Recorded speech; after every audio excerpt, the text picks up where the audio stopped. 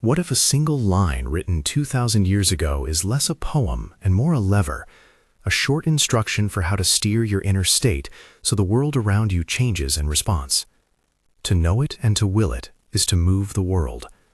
That sentence has been whispered through halls of power, copied into private notebooks, and translated and mistranslated by hands that wanted to lock it away or profit from it.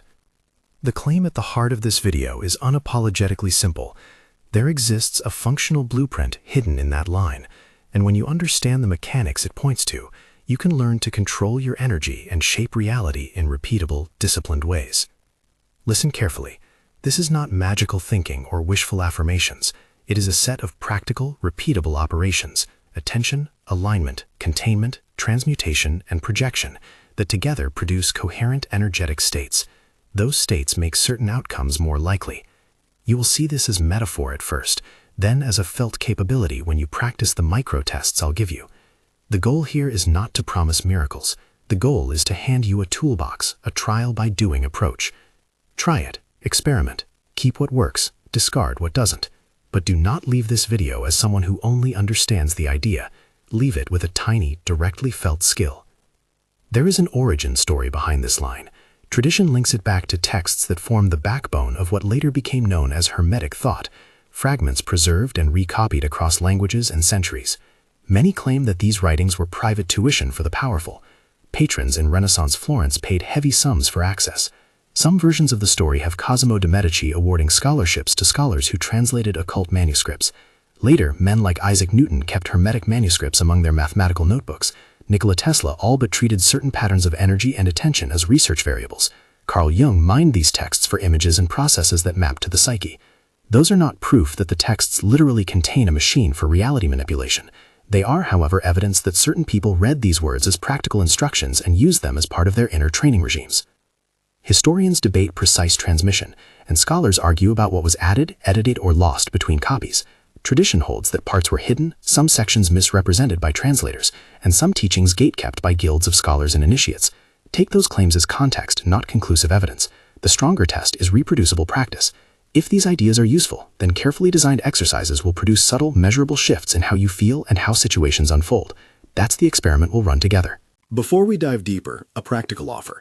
If you want a one-page cheat sheet of the main protocols outlined in this video, the laws, the energy firewall steps, the transmutation loop, and the breath sequence, sign up through the link in the description and I'll send it to you. No hype, no spam, just the condensed operating manual so you can follow along offline.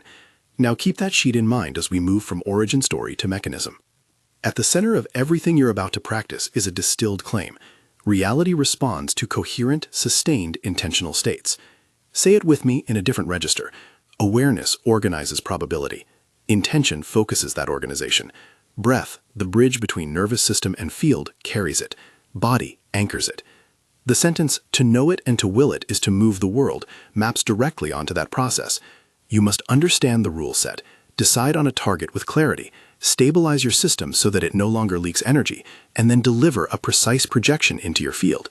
That projection will interact with the field of others and with the probabilistic fabric of events. This is the theory. The rest of this video will show you how to operationalize it. To make this usable, we reframe 7 Hermetic principles as operational laws, not metaphysical axioms divorced from practice, but rules you can test. Each law tells you what to do when your energy is unstable and what a high-performance strategy looks like. For each one, I'll give a micro-vignette, winner versus loser, and a compact energy test you can run immediately. These tests are tiny, 30 seconds to 90 seconds, safe for anybody, designed to build experiential credibility. You will notice small shifts. Those are the data. Law 1. All is mind. Attention as architect. The ancient phrasing suggests that everything has an aspect of mind. Operationally, this means your conscious attention sculpts the probability landscape. The winner uses attention like a laser. They hold a pattern, return to it when distracted, and build consistency. The loser broadcasts random static, flea-brained focus, scattered intention, emotional spikes that dissipate without direction. Micro-vignette. 2 people prepare for the same negotiation. One rehearses the scene with a specific feeling state, calm confidence, precise language, a clear outcome. She runs through objections and imagines herself responding with composed curiosity. The other glances at notes 5 minutes before the meeting and lets adrenaline fill the silence. The first returns home with a new contract. The second leaves with regret. The difference is attention managed as a deliberate instrument. Energy test. Sit comfortably. Close your eyes if that's safe. For 60 seconds, choose one clear sensory image of your desired outcome. Not vague generalities, but a single frame. The handshake, the email subject line, the smile, the receipt of a small win. Keep your breath natural. Each time your mind wanders, and it will, notice the drift without judgment and bring the image back. Time down. How many returns did it take? That count is your baseline. High performance is built on discipline of return, not never being distracted. Law 2, the observer effect. Focus changes the observed. Quantum experiments are often misused as metaphors, but the practical point holds. Systems behave differently when attention interacts with them. The operational corollary is that your state of observation biases what you notice and what the system presents. Winners become precise observers. Losers confuse observation with wishful seeing. Micro-vignette. A pitcher on the mound faces a crowd. One is aware of the process, feet set, breath anchored, attention tuned to rhythm. He notices subtle cues from the batter and adapts. Another cares only about outcome and tightens, missing rhythm. The first places the ball, the second loses command. Observation is not passive, it's a feedback mechanism. Energy test. For 45 seconds, focus on the space immediately in front of your eyes, the air a foot or two ahead. Breathe comfortably and soften peripheral tension. Notice subtle temperature shifts, minor sounds, the feel of clothing. The goal is to refine the quality of attention, from grasping to receptive noticing. Then shift attention outward to an intention, a specific small social interaction you will have in the next 3 hours. Observe how your feelings about that interaction change when you reattend to it with a receptive focus rather than a clenched outcome. Law 3, correspondence. Inner state mirrors outer pattern. The old axiom, as above, so below, translates into a simple operational rule. Your internal landscape tends to mirror and attract matching outer circumstances because of the behavioral cues you emanate and the choices those cues generate. Winners tend to regulate their inner world. Losers externalize blame and remain at the mercy of external events. Micro-vignette. Consider two teams meeting a sudden crisis. One team leader addresses the group with a steady voice, shows a simple plan, and models calm. Team members mirror back competence, and the group acts. The other leader panics, points fingers, and amplifies confusion. Outcome follows state. Your physiology sets the first tone. Energy test. Put one hand on your chest and one on your belly. Take 3 even breaths, feeling both rise and fall. Name silently one small thing you want to influence today. Rate your felt tension on a 0 to 10 scale. Now drop your shoulders, uncurl your fingers, and breathe for another 30 to 45 seconds, imagining the tension moving like a slow tide out of your body. Re-rate. The difference is often modest but real. Your inner weather shifts the outer micro-decisions you take. Law 4, vibration. Everything radiates frequency. This law has been used to sell a lot of nebulous claims, so handle it scientifically. Everything has a pattern of oscillation. Emotions, tones, and postures carry different spectrums. A coherent, calm frequency is easier for others and situations to resonate with than a jittery, fragmented state. Winners modulate their vibration.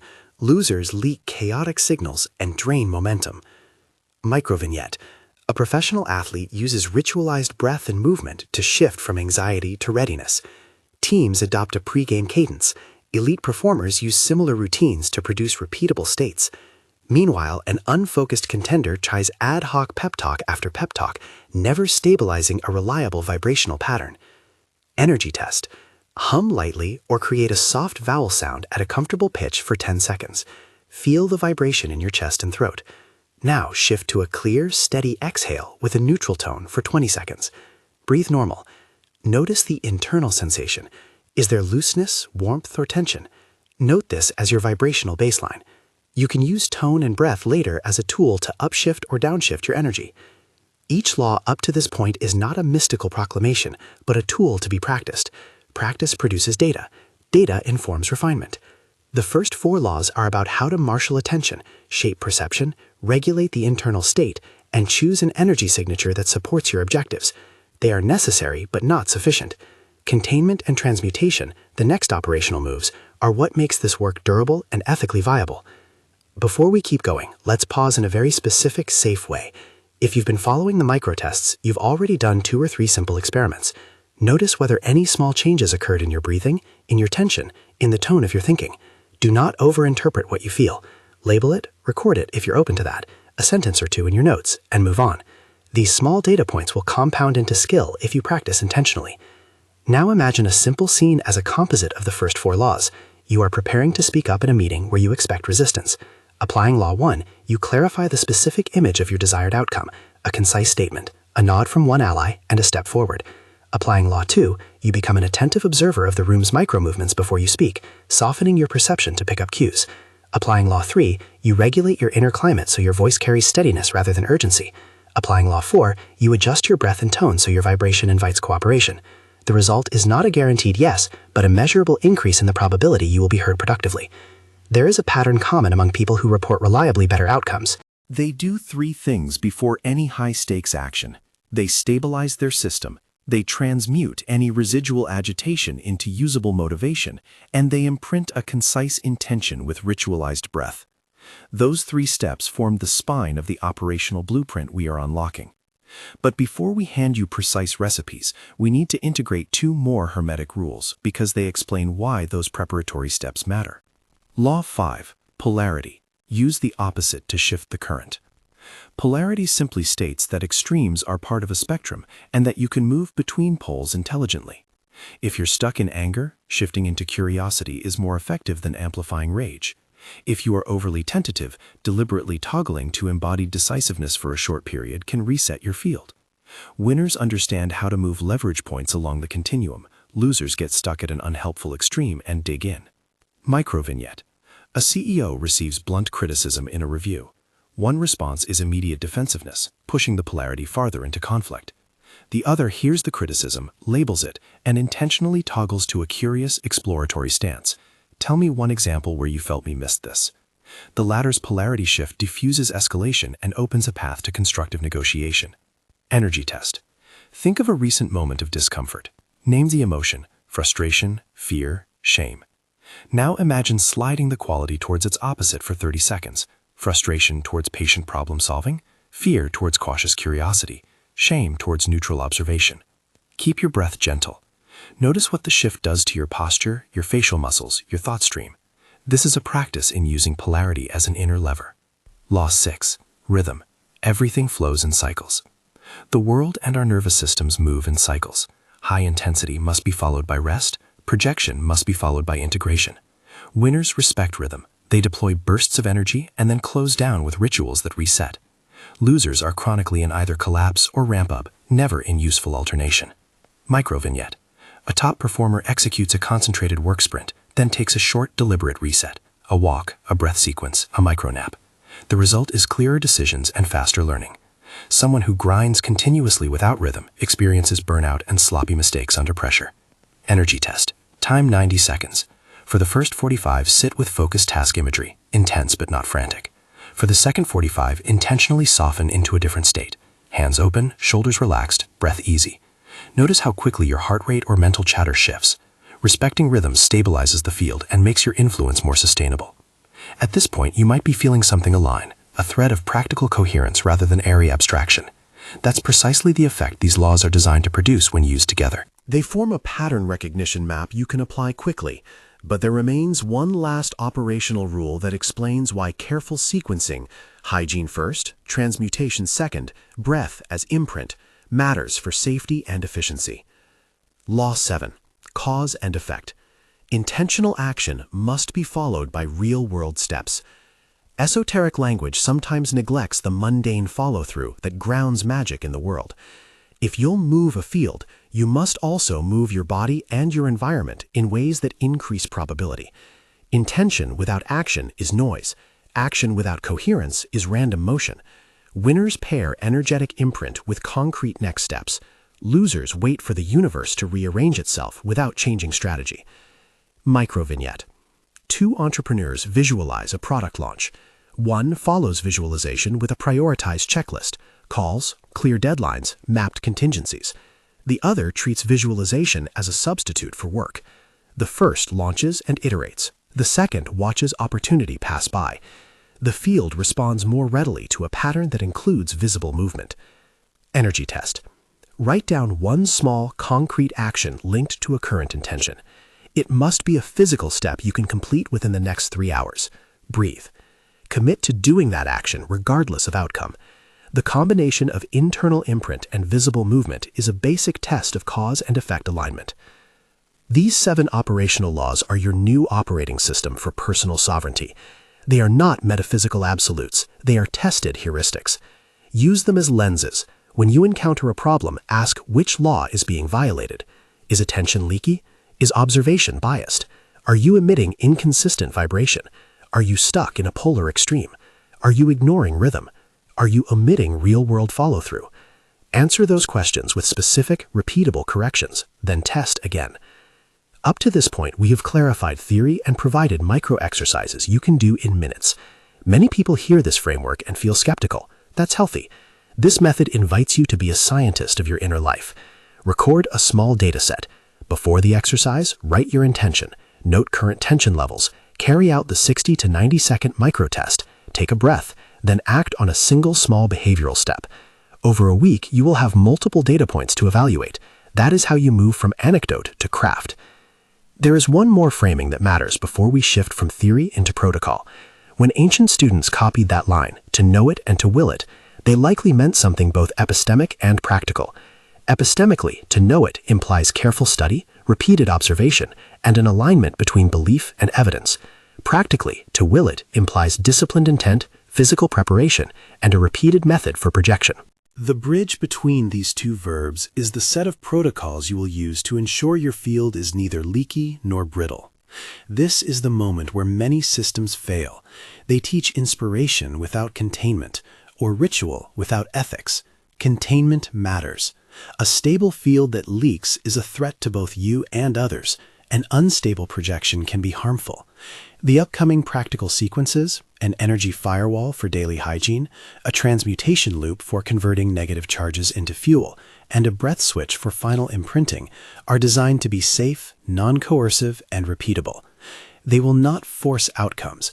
They will increase your coherence, reduce leakage, and modulate the probabilities of favorable results. Before we move into those hands-on protocols, let's conduct a short, integrated practice that ties the first laws together in a single 3-minute circuit. This is a contained test you can run right now, seated and safe. Find a comfortable seat, feet flat on the floor, hands relaxed on your legs, eyes open or soft-lidded. Step 1. Clarify. Name one small, specific intention you can influence today. A short conversation, a timely email, a moment of creative focus. Keep it precise. Step 2. Stabilize. For 60 seconds, bring attention to your breath at the nostrils. Count gently if that helps. Inhale for a count of 3, exhale for a count of 3, allowing natural pauses. If counting feels too rigid, simply track the sensation. Keep body relaxed. Step 3. Observe. For 30 seconds, scan the environment without grasping. Who is present? What noise exists? What warmth or coolness is in the room? Do not judge. Step 4. Shift. For 30 seconds, imagine a slight upshift in vibration, a clearer tone or a warmer feeling in the chest, and notice the shift in your posture. Step 5. Move. Commit to one immediate small action related to your intention. Stand, send the message, make the call, write the opening line, do one thing. That combination is the minimal operable circuit. Clarify, stabilize, observe, shift, move. If you did that with even moderate attention, you have just run a micro-experiment that combines laws 1 through 7. How different did you feel before and after? Keep a note. Those notes will be the raw material of your mastery. You are close now to the practical recipes, but there are operational cautions I need to emphasize before I hand you step-by-step procedures. Breathwork is powerful. Keep it safe. Use comfortable counts. If the suggested rhythms feel fast, have them. Avoid breath holds that produce dizziness. If you have cardiovascular issues or respiratory conditions, consult a health professional before changing your breath pattern. None of the techniques here require extremes. The goal is coherence, not strain. Ethics matter. Do not use these methods to manipulate or coerce another person. Influence that respects autonomy and consent creates sustainable results. The kind of sovereignty we train for is responsible, not domineering. Those who hoard secrets or attempt to weaponize these skills historically end up isolated and brittle. The democratization of discipline and technique is a moral corrective. It returns power to people who can be trusted to steward it. Finally, a quick note on science. Experiments in physics, neuroscience, and psychophysiology offers suggestive correlations. Observer effects, heart field studies, the role of attention in perceptual outcomes. but they do not on their own prove metaphysical claims. Treat scientific references as supportive evidence for mechanism, not as warranties. The real proof is the reproducible effect you can measure in your life. With these cautions honored, it's time to translate the map into machine-level instructions. The energy firewall method for daily hygiene, the transmutation loop for converting incoming negativity into usable energy, and the golden breath switch for imprinting intention into your field. Each protocol is a sequence you can learn and repeat. Each is designed to be safe, scalable, and compatible with the 7 laws we just outlined. We will begin with the energy firewall, a 5-step sequence that secures your boundary, reduces leakage, and creates a reliable perimeter for intention. The steps are grounding lock, breath seal, perimeter command, mirror layer, and daily refresh. The reason the firewall exists is simple. Without a contained system, your energetic emissions scatter, your attention thins, and the probability you will achieve coherent results collapses. Think of the firewall as the stage manager who sets the lights and cues before the actor enters. If the stage is chaotic, even the best performer struggles. Grounding up is not mystical. It is a posture and breath protocol that anchors you to a felt point of stability so you can act from a place of low reactivity. Breath seal is a gentle breath rhythm that tightens the circuit between diaphragm and intention without hyperventilation.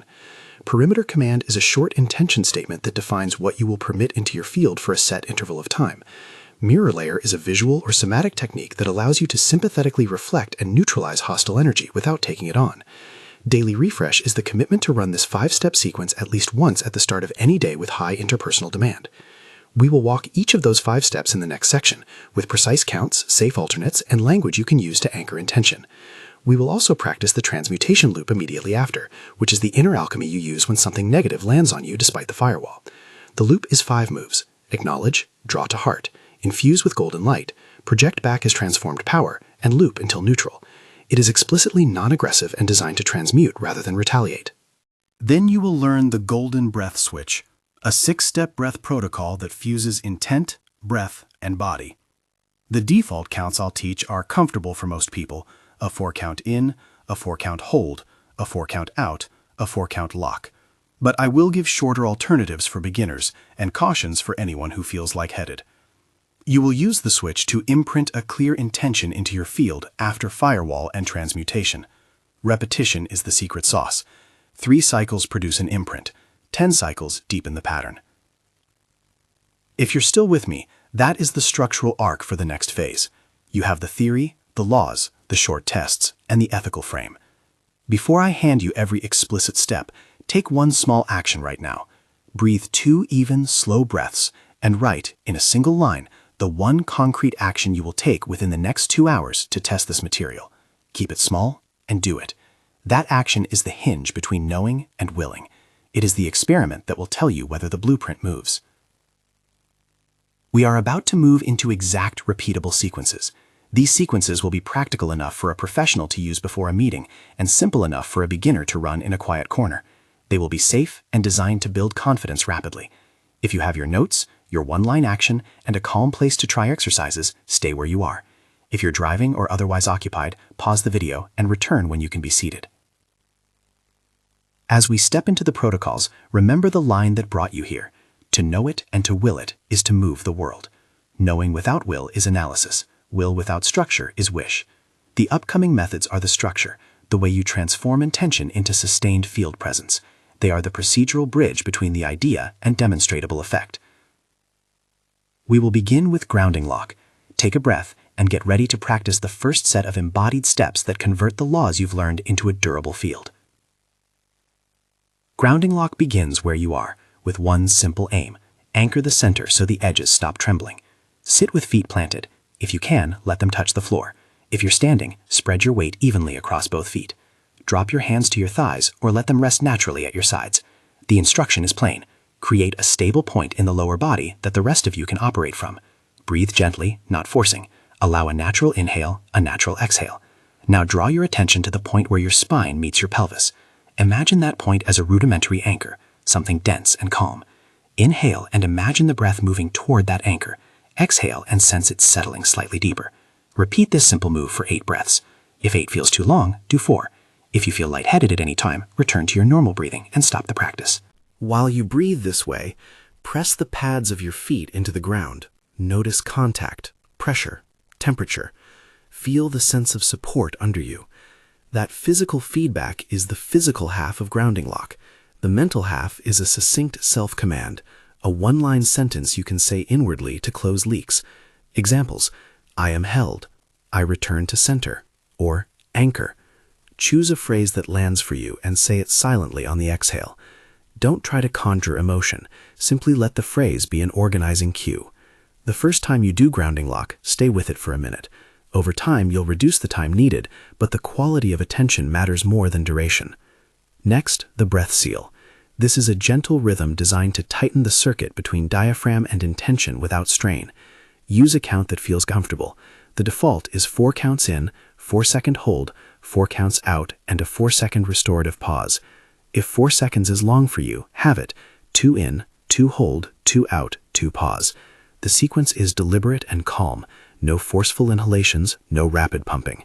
Inhale, hold with a soft engagement of the core, exhale smoothly, pause briefly. During the hold, keep your jaw relaxed and allow your face to soften. The hold is brief and functional. It is not a breath hold that produces blackout. If you notice any lightheadedness, shorten the hold or cease and return to normal breathing. Use 3 cycles as a modest baseline for the breath seal when you're starting. Experienced practitioners may use up to 8 cycles, but there is no competitive number. Safety and coherence are the metrics. Perimeter command is not a dramatic banishment. It is a clear, concise boundary statement you speak inwardly or aloud for a second. A definitional sentence that defines what you will permit in your field for the coming interval. Keep it short. Allow steady collaboration, refuse distraction. Or for a meeting, permit focused input, exclude personal attacks. The intent here is not control over other people's agency, but clarity about what you will accept into your own system. Say the sentence once with conviction, then let it rest. If you use language aloud, keep voice low and measured. If you prefer it silent, anchor it with a tactile cue. Press fingertips together or touch your sternum. The mirror layer is a somatic visual technique designed to neutralize hostile or draining energy without adopting it. Imagine holding a thin, reflective membrane a short distance in front of your chest. Glass, mirror, or polished metal, whatever feels tangible to you. When a tense interaction or intrusive thought arrives, picture that energy making contact with the mirror and sliding away, reflected back into its origin or dissipated into neutral light. Pair that imagery with a soft exhale directed down and away from the body. Do not visualize forcing anything back into another person. The action is containment and redirection, not aggression. If the mirror imagery feels too elaborate, substitute a simpler tactile cue. Imagine a light, cool barrier a hand's breadth from your sternum that gently pushes noise aside. The effect is the same: protective, non-absorptive, and efficient. Daily refresh is a practical habit. Commit to running the 5-part circuit: grounding lock, breath seal, perimeter command, mirror layer, and a quick body scan, at least once at the start of any day you expect heavy interaction. It takes, with practice, roughly 2 to 3 minutes. That small investment compounds. People who use this routine report cleaner attention, fewer emotional hijacks, and a clearer sense of when to act or hold. The firewall is not an impermeable fortress. It is a calibrated system that reduces leakage and sets a predictable baseline for your influence. Now, the transmutation loop. This is your alchemical tool for when the firewall is breached, when someone's anger lands on you, a negative email arrives, or an old pattern resurfaces. The aim is to convert disruptive charge into workable energy you can channel, rather than react with. The loop has 5 clear moves: acknowledge, draw to heart, infuse with golden light, project back as transformed power, and reevaluate. Acknowledge means you name the incoming affect without moralizing. This is anger. This is disappointment. This is coldness. The naming itself reduces the charge. Research in affect labeling shows that identifying emotion tends to diminish its intensity. Don't judge the content. Simply admit the state to yourself. Draw to heart asks you to bring the charged sensation inward and hold it in the center of your chest for a moment. This is not a sentimental move. It's a centering tactic. Use a gentle inhale to imagine the charge moving into that chest space. Keep the breath steady and soft. If physical sensations intensify, shorten the hold or stop. Draw to heart does not mean you absorb someone else's toxicity. Think of it as positioning the energy where your nervous system can recontextualize it. Infuse with golden light is deliberately metaphorical and physiological at once. Imagine a warm, viscous light, golden, sunlight, entering the chest space with a slow inhalation. Let that light be bright enough to alter texture, but not so intense that it feels theatrical. The visualization is paired with a subtle muscular engagement. Soften the sternum slightly forward, breathe into that point, and imagine the texture of the incoming charge changing from jagged to malleable. If visualization is difficult for you, instead use the tactile cue of warmth or the felt sense of the muscles releasing. The principle is the same. Change the quality of the charge. Project back as transformed power means you exhale and send the now altered energy outward in a neutral or constructive form. Do not direct it toward a person as a weapon. Instead, imagine the energy becoming useful impulse, a clear boundary, a moment of assertive speech, a firm choice, or simply neutralized matter. The projection can be visual, a soft amber sphere that dissipates, somatic, a release in the shoulders, or behavioral, you stand and leave the room. The key is transformation. Convert negativity into decisive output, not retaliatory heat. Loop until neutral, check inward. Do another small inhale and see whether the charged sensation remains. If residue persists, repeat the cycle. A typical loop takes 1 to 3 rounds. If something lingers beyond that, if you feel overwhelmed, dizzy, or emotionally flooded, step away, do a breathing or grounding pause, or seek a trusted person to process with. The transmutation loop is powerful, but not a cure-all. It is a disciplined method to maintain composure and convert disruptive energy into forward motion. Safety notes: avoid using the loop to suppress important signals that require external action. If an interaction is abusive or dangerous, transmutation is not a substitute for setting concrete boundaries, removing yourself, or contacting help. Ethics and personal safety always outrank inner alchemy. Now the golden breath switch, the lever that fuses intent, breath, and body into an imprint. It is precise and repeatable. The default protocol uses a 4-count pattern: 4 in, 4 hold, 4 out, 4 lock. The lock is not a breath hold, but a short intentional sealing, an exhale with a soft vocalization or internal phrase to finalize intention. If you need a beginner version, use 3 in, 3 hold, 3 out, 3 close. A conservative alternative for people with respiratory or cardiovascular issues is 2 in, 2 hold, 2 out, 2 close. The counts are a guide. The qualitative aim is smoothness and comfort. Begin seated or standing with a stable base. Clarify the single, specific intention you wish to imprint, a precise frame. Not, "I want success," but "I will propose a revised timeline at the 10 a.m. meeting and ask for one committed step." Hold that intention in one sentence. Keep it short. The breath switch works best with crisp targets. Ground briefly, 2 breaths of the grounding lock, and then start the switch. First cycle. Inhale for the chosen count, imagining golden breath descending into the chest. Hold and feel the intention integrate for the hold count. Exhale slowly, projecting the colored breath forward while visualizing the outcome as a small, concrete frame. Close with a soft sealing phrase on the final count. Examples: it is done, set, or bound. The sealing phrase should feel affirmative, not commanding. After the first cycle, pause and notice any shift. 2 more cycles are typical for a minimal imprint. 3 cycles strengthen the pattern. 10 cycles deepen the groove, but there is diminishing return. Use discipline and discernment. During the hold, use the moment to feel the intention embodied. Small muscle alignments, jaw relaxed, shoulders down, feet steady, map into the breath. The synergy of inhale, hold, exhale, close creates a predictable neuromuscular pattern that the rest of the system recognizes. That recognition is the mechanism. Repeated patterned coupling of intention and physiology forms a reliable response in your behavior and, by extension, in the situations you engage. If at any point you feel faint, reduce counts or stop. If you have a history of panic attacks or a diagnosed cardiac condition, consult a medical professional before trying extended cycles. The breath switch is designed to be safe for most people, but individual circumstances differ. There are variations for different contexts. A micro-switch version for a restroom, elevator, or before a call is 2 breaths. Inhale through the nose with a quick mental frame, hold a beat, exhale, and say the sealing phrase mentally. For high-intensity preparation, before a pitch or athletic attempt, pair 3 cycles with a short activation, knees bent, a forward hinge, or a soft vocal hum on the exhale to mobilize the body. The key is repetition and pairing with action. Never rely on breath alone and then wait passively. Imprint, then match with visible movement. Let's put these 3 systems together in a short practice you can run in about 4 minutes. This is the minimal operational chain: firewall, transmutation if needed, and breath switch imprint, followed immediately by one committed action. Sit or stand with feet grounded. Run grounding lock for 8 breaths. Run the breath seal for 3 cycles using a comfortable count. Issue a perimeter command for the next hour. If anything perturbing arrives during this circuit, practice a single transmutation loop. After that, run 3 cycles of the golden breath switch with your 1-sentence intention. Finally, perform one concrete action immediately, the simplest possible step that moves you toward your intention. Again, action matters. Intention without motion becomes static. The imprint increases probability. The action moves probability. Keep that sequence tight. Secure stage, transmute disruptions, imprint, move. Do not skip the firewall and expect the breath switch alone to handle chronic leakage.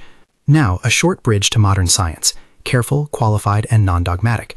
A cluster of disciplines provides suggestive correlates for the mechanism you are practicing. Behavioral neuroscience highlights how attention shapes neural networks. Repeated focus on specific content strengthens synaptic pathways and habit loops. Psychophysiology research shows that breath patterns influence vagal tone, how calm or reactive your autonomic nervous system is, which in turn affects decision-making and interpersonal tone. Studies in cardiac coherence and heart math research indicate that changes in cardiac rhythm correlate with shifts in cognitive clarity and emotional regulation. In the realm of physics, the observer effect is often misreported, but in controlled experiments, measurement interactions alter system behavior in specific contexts. Use that idea as a metaphor and a caution. Observation matters, but it does not conjure outcomes by itself. Entanglement is sometimes invoked as proof of mind-made reality. Be cautious. Entanglement is a precise physical phenomenon at quantum scales, with no straightforward mapping to everyday social interactions. Treat it as an evocative analogy. Interconnected systems can influence one another without obvious contact, but the mapping to socioeconomic or interpersonal influence requires rigorous evidence. The responsible stance is this. Experiments in laboratory and psychophysiological settings suggest mechanisms that make the practices here plausible. They do not, on their own, promise supernatural causation. Use science for model building and humility, not as a gloss to claim impossible outcomes. There is also a pragmatic body of evidence from performance psychology. Rituals, pre-shot routines, and focused breathings are repeatedly shown to increase reliability in sports and high-stakes professions. Hedge fund managers and elite performers of many stripes develop compact, repeatable rituals precisely because they create consistent internal states that map into predictable action. That is the convergence. Tradition, physiology, and pragmatic performance practice all point toward the utility of disciplined routines. With the protocols and correlates in place, let's design your micro-mission, a low-risk, high-informational experiment you can run within the next 3 hours to test the blueprint. Choose a target that is specific, timely, and small, a productive 5-minute conversation with a colleague, a clear email response that shifts a negotiation forward, or the courage to speak up with one concrete idea in an upcoming meeting. Do not pick make millions or heal my chronic illness. Those are not defensible short-term experiments. Your micro-mission protocol is as follows. First, clarify one precise intention in a single sentence. Write it down. Second, run the energy firewall. Grounding lock for 8 breaths, breath seal for 3 cycles at comfortable counts, perimeter command for the next hour, mirror layer visualization if necessary. Third, if any residual agitation or negative charge shows up, annoyance, anxiety, run a single transmutation loop. Fourth, perform 3 cycles of the golden breath switch with your intention. Fifth, immediately take one visible, measurable action tied to that intention. Send that email, open the conversation, post the agenda item. Sixth, adopt an observe without clutching stance for the next 90 minutes. Note outcomes, mood shifts, or small behavioral changes, but do not obsess. Seventh, record a 1-sentence result and 1 data point. What happened, what you felt, what you did next. Keep the dataset small and honest. A worked example. Your intention is, I will propose a specific next step in the 2 p.m. team check-in, a 2-hour pilot schedule to test the new process. You run grounding lock, breath seal, perimeter command, a single transmutation if an earlier tense email landed, 3 golden breath switch cycles with that sentence, then you bring the proposal into the meeting and say, I'd like to propose a 2-hour pilot next Wednesday to test this. You observe who nods, who asks for details, who is silent. You send a follow-up note with the pilot's parameters within 30 minutes. You record, one team member volunteered to draft the schedule. Decision deferred pending minor revisions. That is rich, usable data. Over a week, several such micro-missions create a pattern you can evaluate. A critical mindset here matters. Be curious, not attached. The method is experimental. If the experiment fails, treat the failure as information. Was the intention unclear? Did you skip the firewall? Did your action mismatch your imprint? Adjust and try again. The iterative loop builds competence. Now scale the idea. Once you can reliably secure your field and imprint intentions for small targets, how does that expand? The principle is incremental influence. Room-scale coherence arises when multiple people calibrate to similar rhythms, shared rituals, common signals, or aligned intentions. In organizations, leaders who model steady attention, clear perimeter setting, and calibrated breath clips tend to set the tone for meetings, shifting the group's default responses. That is soft power, not coercion. It is influence earned through stability and reliability. Collective influence need not be mystical. Begin with your immediate sphere, a family dinner, a project team, a recurring class. Introduce micro-routines, a 1-minute centering before meetings, a breath switch before pitches, agreed-upon perimeter language for difficult conversations. Over time, these small practices reduce noise and create conditions where more intentional actions succeed with less friction. That is the democratization the old sources hinted at. Trained people, acting ethically, produce better outcomes for themselves and the systems they inhabit. Ethics remain central. Never use these tools to override consent or to manipulate someone against their will. Sovereignty is compatible with responsibility. When you are powerful in your field, you have an enhanced obligation to ask for consent, to avoid weaponization, and to protect vulnerable people who may not have access to the same skills. Power without stewarding is a liability. The historical narrative of gatekeepers sometimes breeding dystopia gives us a lesson. Secrecy concentrates power. Democratized skill disperses it. Choose the latter. There is also a social risk to manage. Sometimes people who learn these tools feel superior or begin to overinterpret coincidences as proofs of mystical control. Anchor practice with humility. Keep a log. Invite trusted peers to corroborate outcomes. Use objective markers, emails sent, appointments scheduled, votes recorded, as the bones of your dataset. Let subjective impressions be color, not the foundation. Before we close, 2 practical templates you can reuse tomorrow. Template 1 is the 5-minute pre-meeting routine. Grounding lock for 4 breaths, breath seal for 2 cycles, golden breath switch for 2 cycles with the meeting intention, and a short physical anchor, a firm placement of fingertips together or a hand on the sternum right before speaking. Template 2 is the 5-step evening refresh. Reflect on 3 micro-missions you ran that day. Acknowledge outcomes without drama. Run a brief transmutation loop on any remaining residue. Do a gentle breath switch to close the day, and write 1 single sentence. Tomorrow I will take 1 small action toward intention. These templates are meant to be practical habit scaffolds rather than rigid rituals. A short note on historical context. Many claim that the corpus hermeticum and its circulating lines were manipulated, miscopied, or partially hidden. Some patrons did invest heavily in secret knowledge. Tradition holds these claims. If you lean into conspiracy language, do so as context for why people felt the need to keep practices private, not as proof that the methods are infallible. Our work here sidesteps mystery politics. You do the practice, you measure the result. That is the democratization of the blueprint. Finally, an invitation to immediate action. If you have the cheat sheet from the link in the description, pull it up now. Pick 1 micro-mission, run the energy firewall, do the breath switch, act, and observe. If you don't have the sheet, write your single-line intention on the back of a business card or on a blank note on your phone. Do the practice. Try it 3 times over the next 48 hours. Record outcomes. Small cycles of disciplined practice are how the sentence, to know it and to will it, is to move the world, moves from aphorism into craft. If this blueprint has spoken to you, there are 2 practical next steps I recommend. First, commit to a week-long experiment, 3 micro-missions every other day, with notes. That will give you enough data to adjust. Second, if you want structured guidance, there is a playlist I made with deeper guided practices and extended protocol sessions, walkthroughs of the firewall, guided transmutation loops, and longer breath switch sets that you can follow along with. If you found value in this material, subscribe and check the description for the link to the playlist and the cheat sheet.